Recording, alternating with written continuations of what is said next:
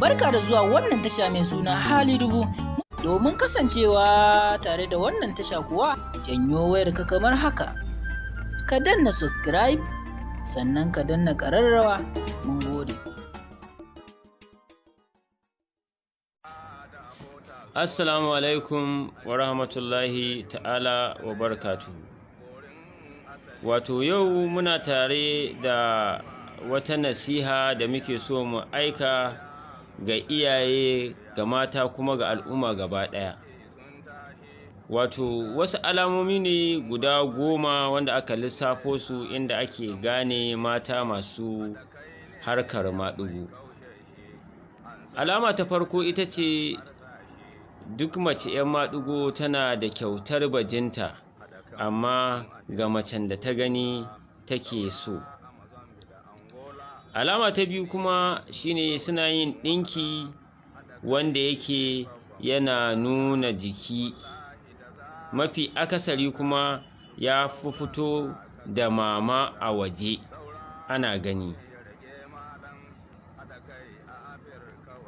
Alama ta uku kuma suna magana, za ka ga suna yawan yi wa mutum fari da ido. Alama ta hudu kuma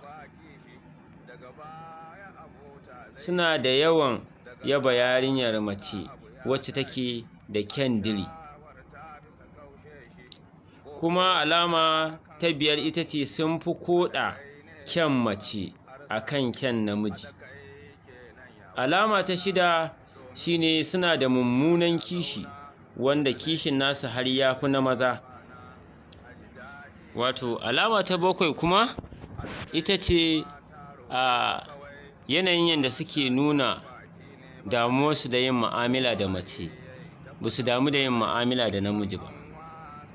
Mu'amala da ake nufi ta zamantakewar aure ko ta wani sabga da ta shafi mace da namiji.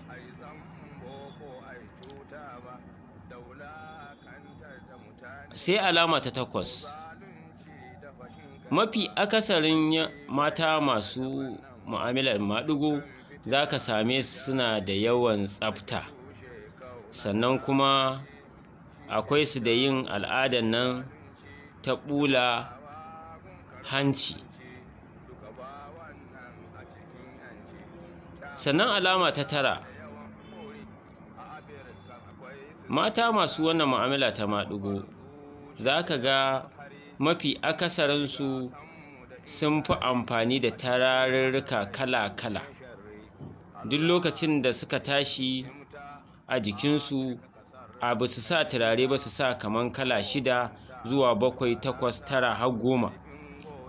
Ba kamar mutumin da zai ɗauki turare kala ɗaya kawai ya fesa a jikinsa ya ci gaba da mu'amalarsa ba. Alama ta 10, wadda ita ce alama ta ƙarshe a cikin wannan alamomi da muke lissafowa, mutane ne masu sha'awar saka sarƙa a ƙafarsu, sannan kuma su saka zobe a dai ƙafar tasu. To, da wannan muka kawo ƙarshen zayyano alamomin waɗannan mata wanda suke mu'amalar maɗigo, domin mutane su hankalta, su lura, iyaye su kula da 'ya'yansu. Idan ka ga 'yarka tana wasu ɗabi'u wanda yake an zayyano su a cikin nan, ya kamata cikin hankali ka bincike ta. Idan mace ta zo kusa da ke da irin waɗannan alamomi, ya kamata ki lura, ki hankalta. Idan mace ce kika je kika gani cewar wata ƙawa ko wani abu tana da irin wannan alamomin, amma tana nema ta yaudaro ki ko tana nuna miki tana ƙaunar ki, ya kamata ki gane. Waɗannan abubuwan mun faɗo su ne domin mutane su hankalta, su lura, saboda faɗawa hannun ɓata gari. Allah ne mai shiryawa, amma ya kamata a lura, kuma faɗakarwa ce, nasiha ce. Allah ya sa mu dace, Allah ya sa a gyara.